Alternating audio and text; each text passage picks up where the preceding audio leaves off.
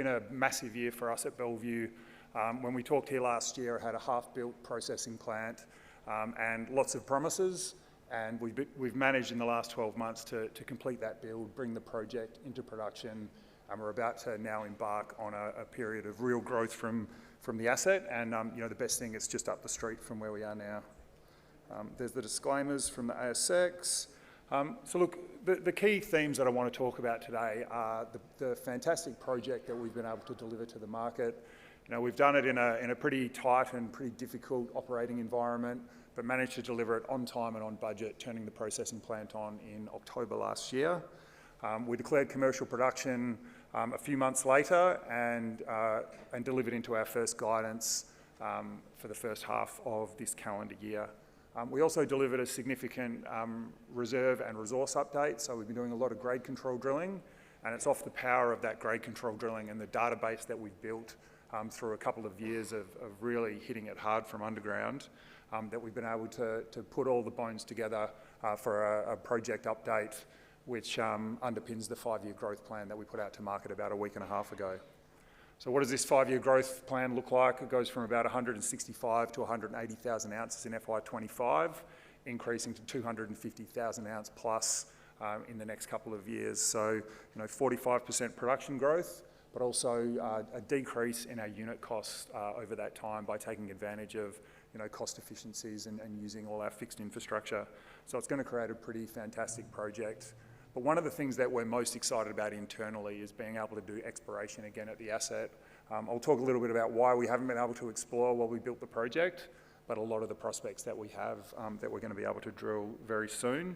And we also completed an equity raise about a week and a half ago, which really unlocked the balance sheet and allows us to pin our ears back and enact this growth strategy. So we just want to zoom out a little bit and talk about the quality of the project and how unique it is. If you zoom out globally and have a look at all 200,000 ounce producing assets in tier 1 jurisdictions, so that's Australia, North America, Canada, USA, Canada, there's simply not many of them. In fact, there's 7 that meet those criteria worldwide, and Bellevue is one of them. There's something quite unique about Bellevue in that it's the only one of those assets that's not owned by one of the global majors, and it also has a fantastic growth profile, as I said, growing 45% in production from FY25 to FY28. So it's a project that we've been really glad to deliver to the market, and we're really proud to own within Bellevue. The journey for the last 12 months was really about completing the build, turning on the processing plant, getting through commissioning, and delivering our first guidance for the first half. So as you can see, this is the way that you want the arrows to go quarter on quarter, but we've seen increasing grade, increasing gold produced, and importantly, increasing stope tonnes from underground, because those stope tonnes provide the majority of the high-grade material for processing. So look, it was a strong start to life and really set up that platform where we now have the operating experience on top of that updated resource model to be able to do some strong future planning for the asset. Look, just going through where we are, I'll make sure it fits on the page, but you can see we're in the northern goldfields of Western Australia. We're in the Agnew-Wiluna Greenstone Belt, which is a north-south trending greenstone belt.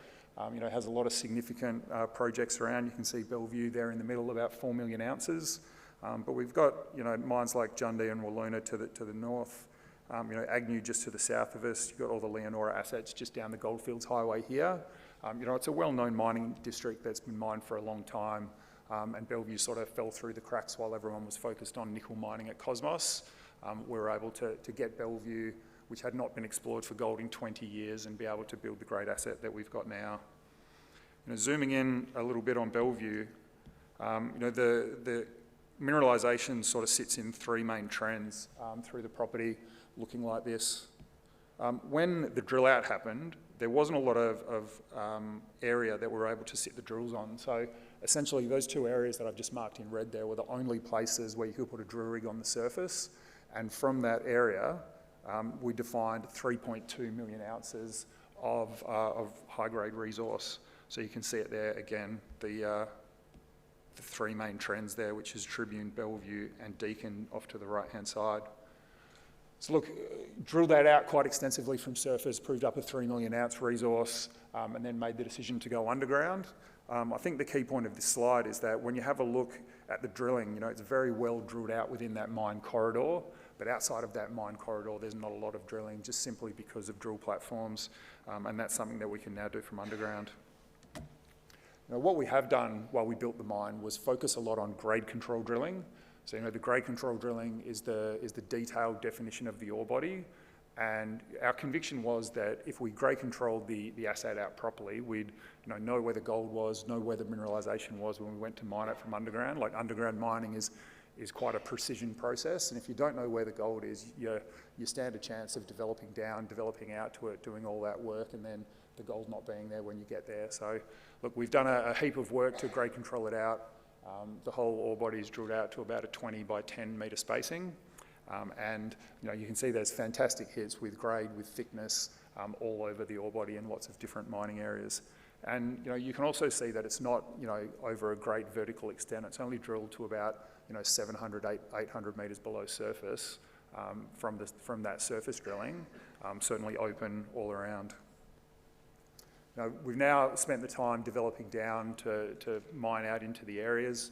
You can see some of the mine faces on the top left there. We found great ground conditions. It's very hard rock at Bellevue. Everyone knows how hard it is. It's probably some of the hardest rock in Western Australia, but it's very competent. So from a mining perspective, just bolts in mesh in our development headings, and as you can see, the grades and the tenors are there, both from the development faces and the underground. And because of that grade control drilling, we've had fantastic reconciliation from the resource model to the gold bars. It's running about bang on since we first turned the processing plant on in October, which is good to see. Next is stoping. So, the stoping performance has actually been fantastic there. The guys on site have done a hell of a lot of work just to get better and better at stoping since we first started in the third quarter of FY24. And you can see some of the results that we're getting. So, quite precision work that the team's doing. Our modifying factors in our reserve were 95% ore recovery and 10% dilution, and we're actually achieving better than that over the last couple of months on site. So, really good ground. As I said, it's hard ground, but it responds really well to drill and blast, which is what we've seen in the stoping as well. And, Bellevue's really become an infrastructure play. So infrastructure is the one thing that when you're building a mine, you have to get the infrastructure in front of you.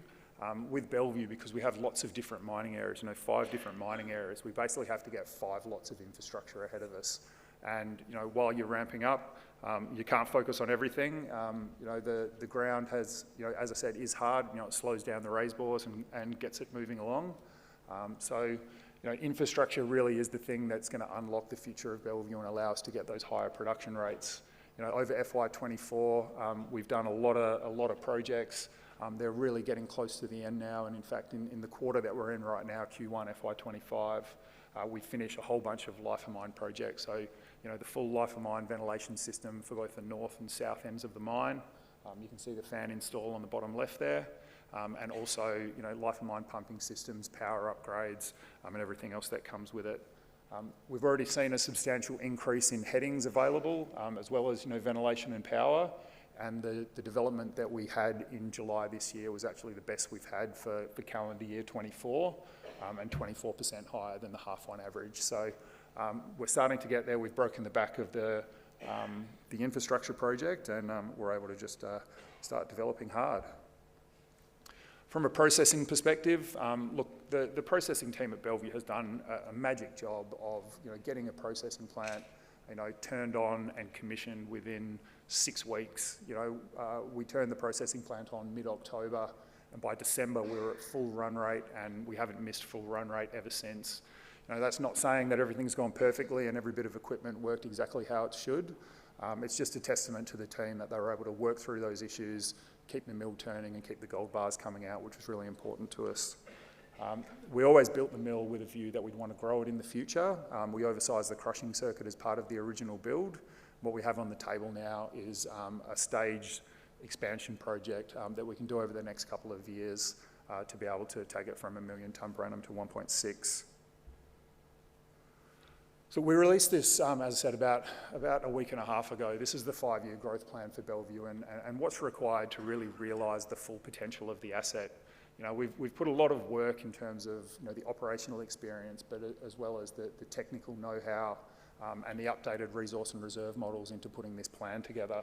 And it's something that we're really excited about because, you know, the potential to turn Bellevue into a plus 250,000 ounce asset is not something that we take lightly. You know, what it means is that we're going to take the mine from about 1 million tonnes mined and processed in FY25 up to 1.6 million tonnes mined and processed in 27, 28, 29. The way we do that is we fast track a couple of additional mining areas and we go from 5 mining areas underground to 7 mining areas underground. So you're not asking your equipment to do, you know, any more in terms of efficiency on a per shift basis.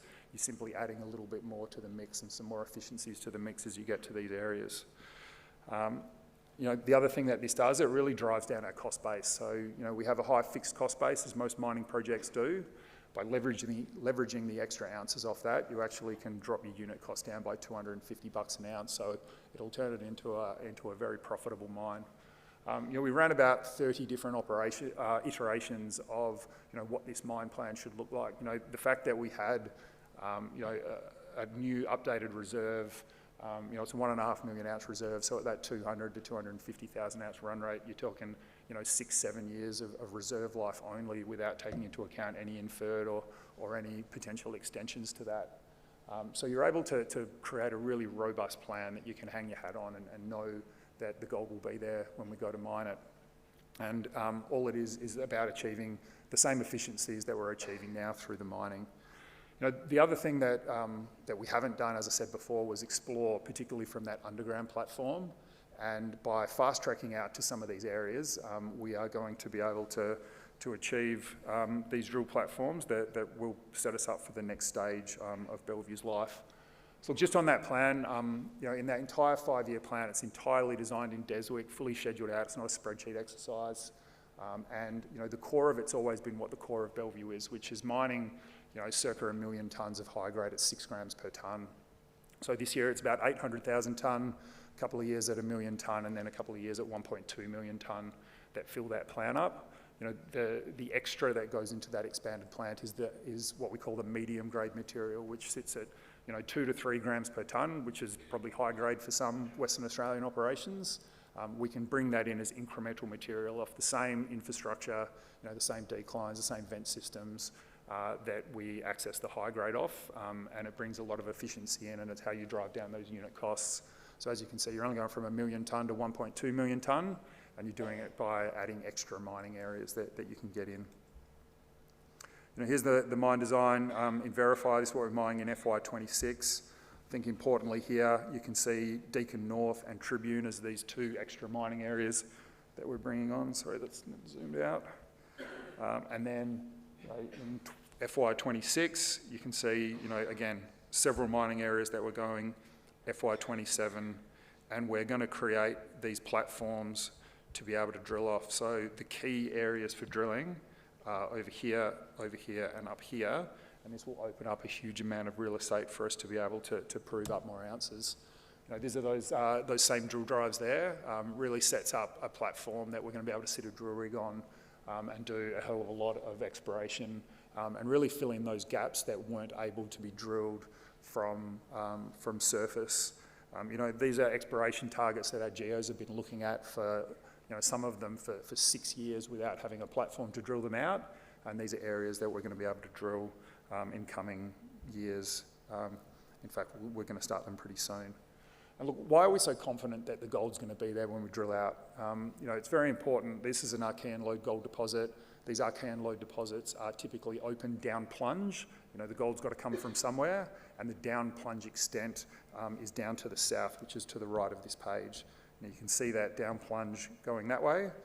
And this area has simply never been drilled. There's a lot of downhole EM targets, and I'll show you why those downhole EM targets are important in the next few slides. You know, one of the key bits of the mineralogy at Bellevue is the high pyrrhotite. So you can see the pyrrhotite in the high grade. You can see it in the development drives here, and we see it in the drill holes. And when you get the high pyrrhotite, you get very high grade. This is an area of the mine called Deakin. And the first few levels of Deakin, we've actually come across a high-grade chute that we've now mined on a few levels. You know, it's thick, it's high pyrrhotite, it's high grade, and we define that through close space drilling. So it wasn't essentially picked up in the grade control, it was only picked up once we sort of got on top of it and then drilled out at a 10 by 10 metre spacing, but you can see there's a lot of continuity in that high grade section. When you zoom out and have a look at the rest of Deakin, and you have a look for those same characteristics, you know, the thickness, the high grade, the high pyrrhotite, you can see the potential for several other chutes just in that known mining area. So these are areas that we're going to now target on that 10 by 10 spacing and look for, you know, some increases in grade as we go through the ore body. We have the platforms to drill that now, and we're currently drilling them as we speak. But you can see some of the thicknesses and some of the grades there. You know, this is stuff that's going to come into the mine plan going forward. We do talk a lot about the Deakin area, but, you know, it's not the only good mining area. This is Bellevue South. So this is, you know, the continuation of the original Bellevue lode to the southern area. You can see on the right-hand side there, looks good on the big screen, the very high pyrrhotite in those drill holes as well, again, associated with the high grade and you know, the significant extent that you see there. When you have a look at the drilling, you know, you've got, you know, Deakin up to the top right here, you've got this Bellevue South, you've got this Deakin North. Again, you know, same sort of mineralogy, just spread across different parts of the mine. And why that's important is, you know, that pyrrhotite lights up in Downhall EM. So, you know, it's magnetic because pyrrhotite is an iron pyrite. So you can get the vectors through Downhall EM, and there's a whole bunch of untested Downhall EM targets. So I'll jump back into the 3D and show you some key ones as you look to the southern end of the mine, which again is to the right-hand side. You know, you can see this is our Deakin North here.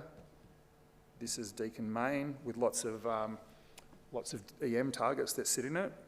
We have a whole bunch of untested downhole EM to the right-hand side of the page, and, you know, this is under an area that we can't drill. We have a known fault here called Conselma, which pushes the ore body down about 120 metres. You know, it's a brittle late-stage fault, so you can see how it offsets the Viago ore body that we've defined on the other side.